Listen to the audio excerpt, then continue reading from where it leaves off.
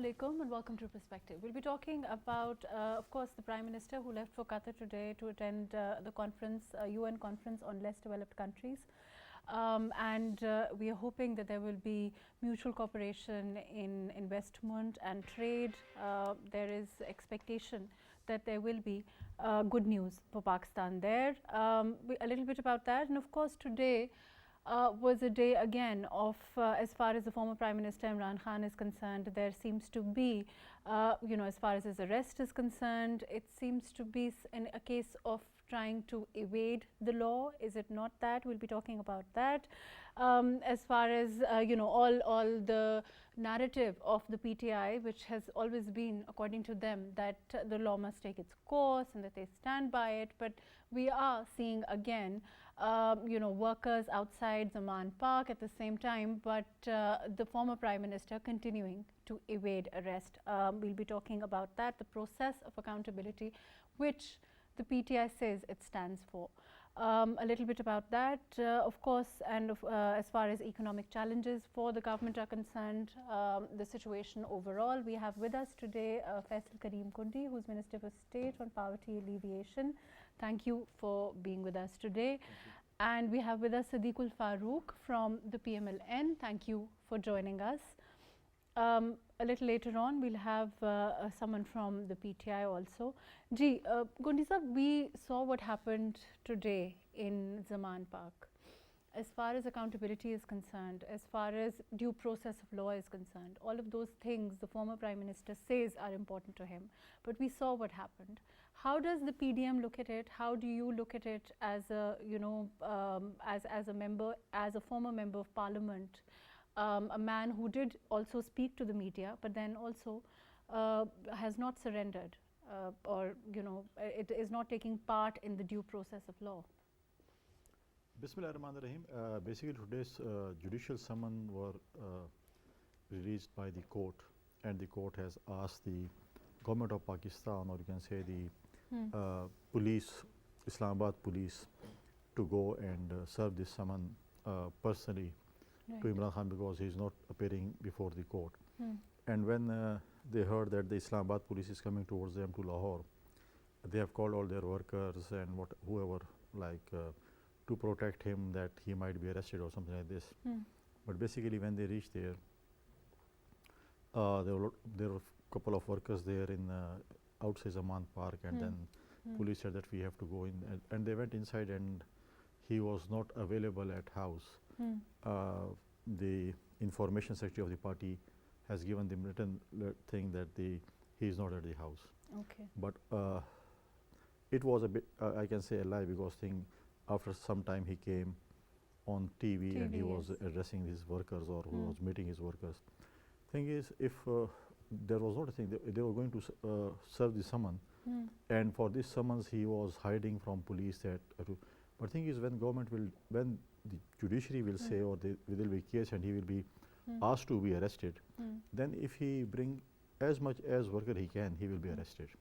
That's the rule of law. Okay. Because Imran said that we want one Pakistan, not two Pakistan. We have seen previously when Asif Ali Zardari was his bail was rejected in previous government, and they were very happy that his bail is rejected. He didn't ask his party workers to come outside Zardari house, and there were couple of party leaders, his children, Bilal Bhutto Zardari and Asif Bhutto Zardari were there, and they see him off, because we have to follow the rules, whatever the rules are. Right. But thing is, he has also to follow.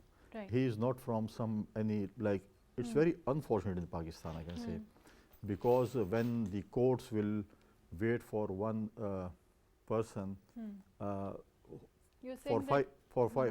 for 5 days. I'm saying about Lahore High Court.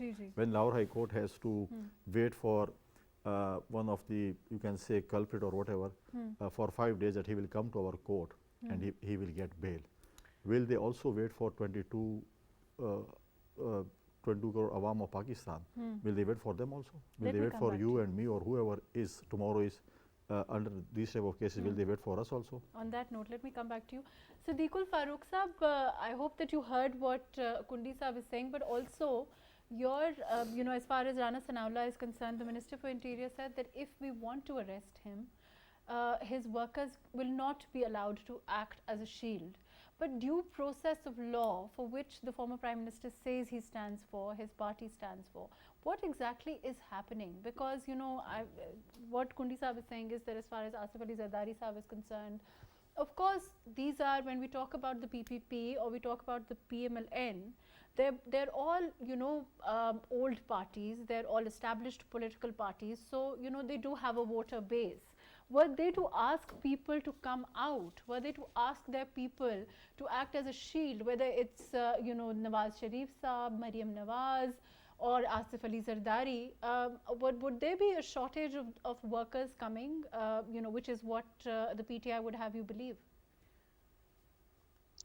I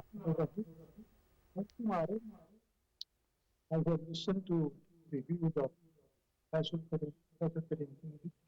with a senior friend. I'm observing Imran Khan since 1990. And when Lahore High Court, the largest headed by Chief Justice Lahore High Court, passed a judgment in 1990 directing him to furnish accounts of over 1 billion rupees he collected from people of Pakistan. Reconnect again. I think there's a problem with audio. I can't seem to hear. I'm going to go to Abdullah Mumtaz Kaloon from the PTI. Ji, Abdullah, can you hear me? Yes, I can indeed. Yes. Ji, Abdullah, Hello? what happened? What you know, your party, your leader maintains that he stands for rule of law. He maintains that he stands for the due process of law.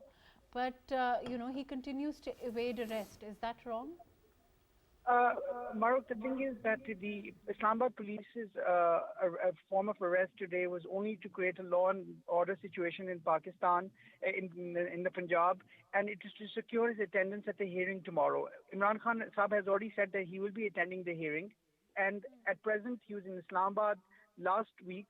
And you have to understand that there's 74 cases against him. In that 1.5 days that he was there, it was not humanly possible for him to attend every single hearing. I mean, the current PDM regime has tried to bring every single case under the sun against Khan Saab to literally persecute him. But at present, he's the biggest. why does he continue? Why was he so afraid of the summons that was supposed to be given to him? We saw that he spoke to the media, but he refuses to. I mean, is it a case of mistrust? Is it a case of, you know, he says that he's, you know, stands for bravery, he stands for accountability, but we didn't see him, you know, standing there. We didn't see him facing the process. Khan Saab was there. In fact, I don't see the Islamabad police people entering his room. I think that's a big fact. I was there at Zaman Park. I saw Khan Saab addressing a crowd of charged supporters, giving them lunch this afternoon. Around 400 odd people who were there, who were part of the Jail Bahro Tariq. So this. But this isn't thing it true that your party spokesperson has said that he is, you know? Can you hear me, Abdullah? Yes, I can, Mahrukh, yes. Your party spokesperson maintains that he was, you know, he was unavailable. No, he was not unavailable. He was there. And the thing is, Mahrukh, what you have to understand the bigger picture. Right now, the PDM regime is trying their best to try and arrest Khan Saab. Abdullah Shibli Faraz, who is the chief of what is the priority here right now? The former Prime Minister has said, so we've all seen the screenshot. You know, unfortunately, it's something that now can't be, you know, backtracked on. Moving on, as far as the process is concerned, let me come back to you. I'm going to go to Kundi Sahab. Kundi Sahab, getting people, when the PTI was in power, the process of accountability, whether it was, like you mentioned, Asif Ali Zardari, whether it was former Prime Minister Nawaz Sharif Saab before he had to go because of his health, or Maryam Nawaz while she continued to face the courts until the courts exonerated her and told her that she could leave. Every day was a hearing. Why did we not see the sea of people being there, surrounding them, making sure they were, going to court. There were barricades placed, and those people were told to stay back, and these leaders walked alone. Why can't the former Prime Minister do the same? Because difference between two leadership, or you can say different leadership, because when Imran says that I am not afraid of political victimization, for example, he's saying, or courts, or jail, and then he asks his people, whether they're children, whether ladies or gents or young guys, to protect me from police. Now Abdullah Sahib is saying, who should we trust? You are saying he was in house. Your spokesperson, whom you trust and whom you allow to speak on behalf of Imran Khan and whole party, he has written that he is not available in house. If he is not available in house, where has he jumped from the backyards to the other to their neighbor house or something like this, like he used to do before? Because we have got the screenshot in which it is written, and I have seen it on all the TV channel, where he said that he is not available in house. He is not at house. Now Mr. Abdullah is saying that he was in house. The other thing is that I have told you earlier, whenever the court order the police, whether it's Punjab police, whether it's KP police, whether it's Islamabad police, to arrest Imran Khan, then you can't stop anybody from arresting it. Either you bring thousands of people, hundred of people, whatever, when there will be, the police has to follow the rules and the orders. Thing is, he is afraid of this. That's why he doesn't want to go. He shouts all the time that I am not afraid, I am not afraid, but basically he is afraid. If he was not afraid, we should have called the police officer there. You have seen the clips of when Mr. Zardari, President Zardari, bail was rejected. He called the policeman inside in his office, and he brought the orders that your bail has been rejected. You have to go with us. His lawyers were there.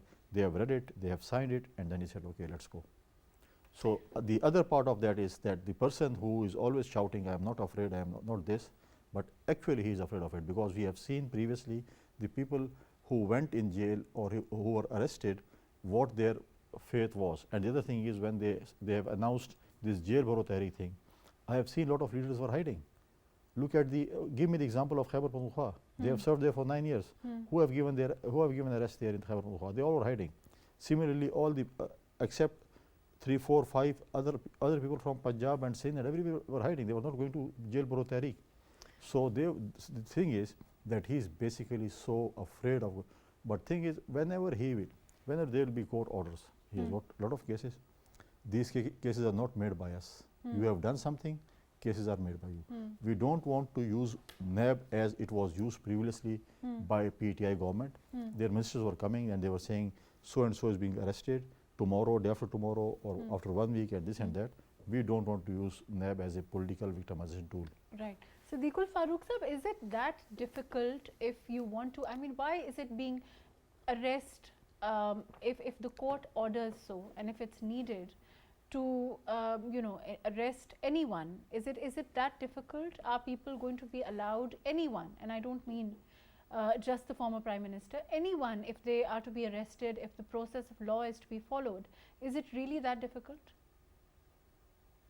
It is very easy, but unfortunately, Imran Khan, who once claimed to establish Riyasat Medina, state of Medina, is telling lies continuously.